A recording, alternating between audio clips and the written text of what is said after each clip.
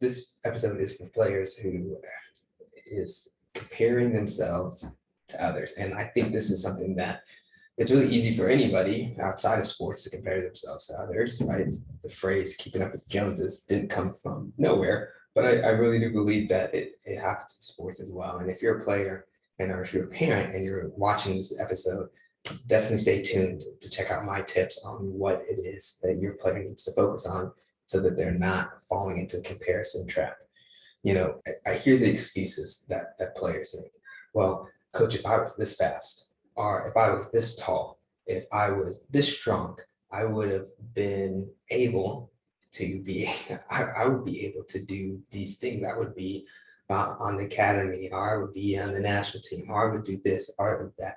All these qualifications, all these rationalizations that we make to really stop us from really being able to achieve our goals. And I really do believe there are players that fall into our trap. And I'll give you a concrete example. I have a player who I'm training, and she says, if I was as tall as so and so as my team, or if I was as fast as so and so on my team, I would just be so good. And I know the players on her team. I've been to a few of her games, and I've seen them, and none of them have close to the amount of ball control, awareness, offensive and defensive awareness, the technical capabilities that she shows on a game to game basis.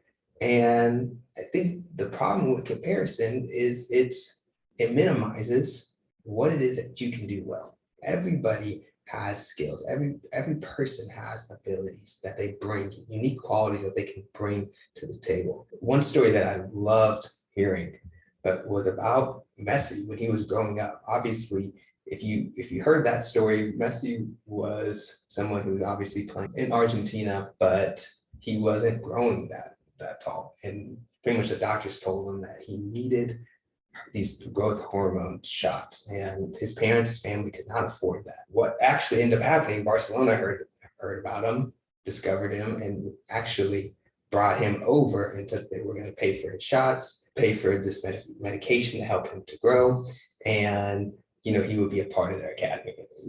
That's a great deal, and obviously shows all the skills and belief that they had in Messi's ability, but you know it's so easy to see that, okay, even with the shots, it's not like he ended up growing extremely tall, but he has been one of the most difficult and skillful players that the world has ever seen. And really, his size plays into that. The fact that he is so low to the ground and so quick and agile, and so hard to be able to knock off the ball has really allowed him to play at the of his abilities. And if he was a player who kind of said, well, I'm not as strong as that person, I'm not as fast as that person, I'm not as tall as that person.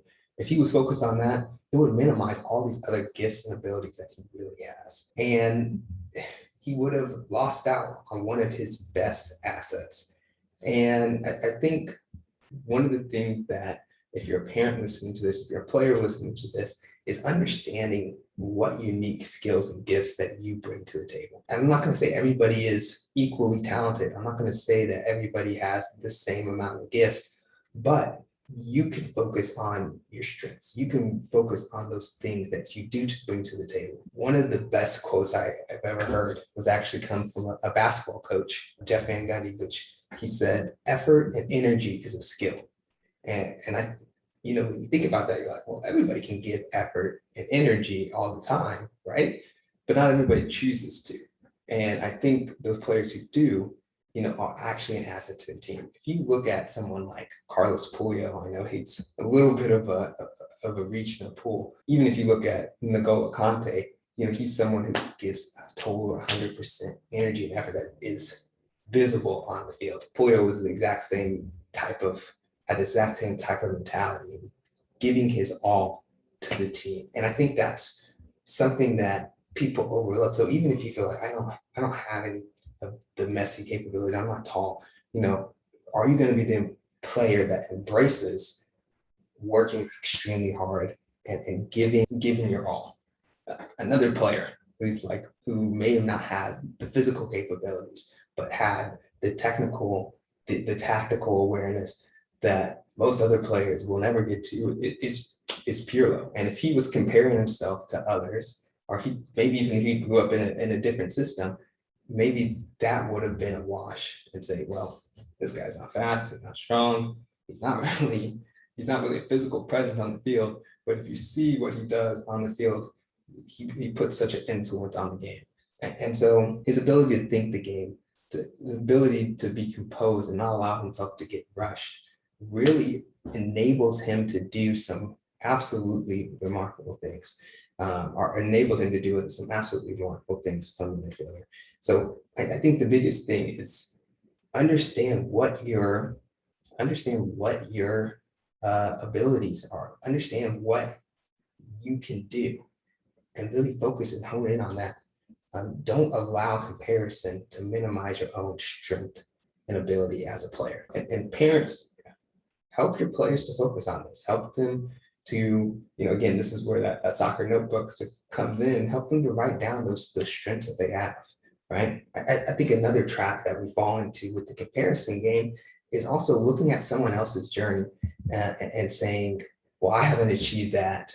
This is not fair. I'll never be able to get to that level. It's so easy to become envious of their success.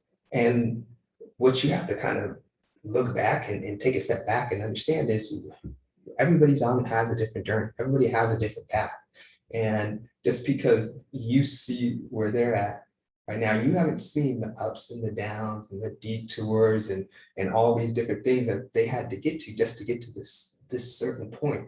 And that's something that you have to take in mind, and then also put yourself back on your journey, because your journey is going to be different than players on your team. Your journey may be different than other players in your age group, but that doesn't mean that your journey isn't going to get you where you want to get you to where you want to go. You don't know what you have the ability to achieve yet. I think the biggest thing is to focus and do the best at where you're at, right? And then celebrate. If your teammate is having success, if they're getting accolades and they're doing amazing things, celebrate them and enjoy it, prop them up. Be that person that you would want them to be if you were having that same sort of success, right? Even in my own career, I know I was frustrated at times that I didn't get the recognition. But when I really started focusing on the team success, all that stuff stopped really mattering, right? And I focused on how I can improve, what can I control, all that stuff stopped mattering.